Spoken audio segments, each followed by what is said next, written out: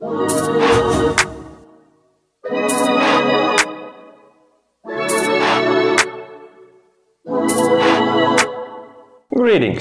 it's your consumer Lauris, and today we're gonna find out if this Asus TUF FX705 is any good.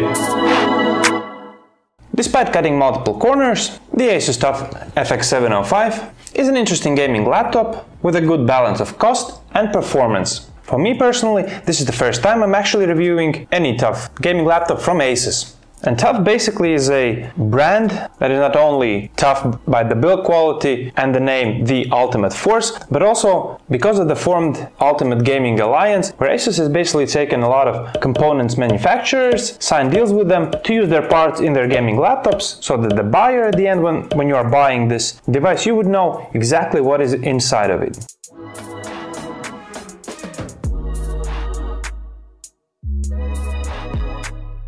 The first thing that I have to mention is that this FX705 lineup comes only in 17-inch model versions, and there are some versions on which color combination and material combination you can get. This right here, test unit, has an aluminum back panel on the lid, and everything else is made out of plastic. And all the other model versions are basically plastic throughout.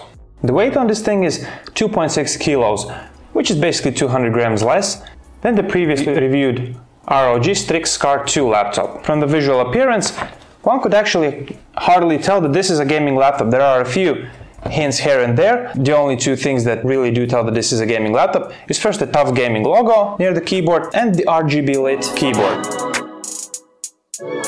By the specs in this laptop, the performance shouldn't be far off from the ROG series, and that's what we are going to find out as well. The test unit that we are reviewing today has an i7-8750H processor, sadly lousy 8 gigs of RAM, but an NVIDIA GTX1060 GPU and a hybrid storage device which is 1 terabyte hard disk drive and 256 gigs of SSD storage. Okay, let's put this laptop through some 3D mark tests to see some of the benchmarks and how it stacks up against more premium gaming laptops, and also play a few games. Okay, and the tests also confirmed that this is a very decent laptop. I tried CSGO and got around 110 frames per second out of it, and as you can see also did some Witcher 3 gameplay on ultra settings, but here the FPS count was, well, basically around 40. The screen on this laptop is a 144Hz panel, which is the good thing, with a 7 millisecond response time, which is not that good thing. It's a full HD IPS panel with an sRGB color gamut of 100% and Adobe RGB around 74–75%. Brightness on it is 270 nits.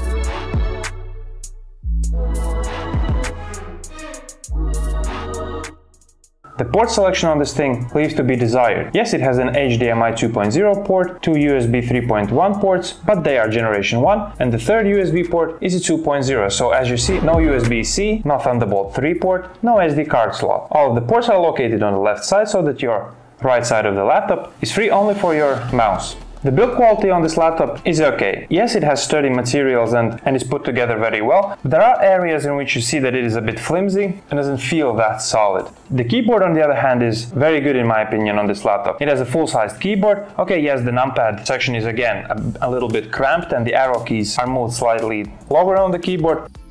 To be honest, I didn't really like the trackpad. It felt to me a bit cheap and sloppy from the build quality, and the fact that it is plastic means that it is actually also decreasing the accuracy of it, so yeah, overall I wasn't really that satisfied with the trackpad.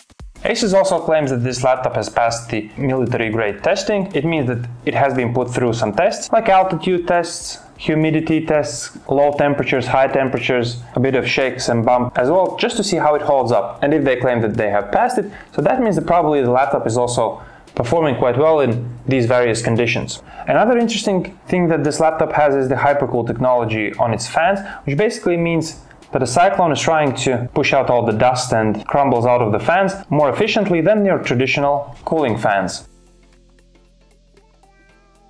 And the last part that we have to talk about is the pricing of these models. Now, the base model with the 1050 video card inside costs under 100 euros, and the top spec model with the GTX1060 inside costs already around 1500 euros, which is not cheap.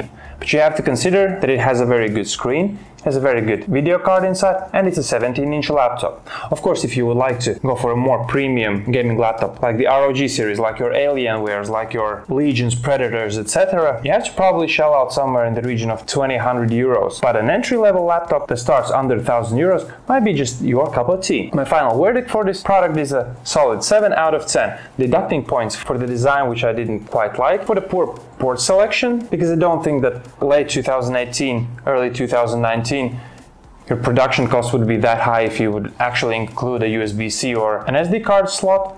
But then again, there are probably guys who know better than me how to calculate the production costs. And the third thing is the pretty loud fan noise and the fact that although on the paper it should perform very similarly to any other gaming laptop with the GTX1060 inside, I felt that it did not really perform to its full potential. On the plus side then again, you have the very fast screen, you have a powerful video card, and you have a quite sturdy and durable chassis on this laptop. So as an entry-level gamer, this could be a device that you really should consider as an alternative to a Dell G3 or an Acer Nitro 5. And again, I thank you very much for taking the time to watching this video. Thumbs if you liked it, subs if you loved it, and see you in the next one. Goodbye!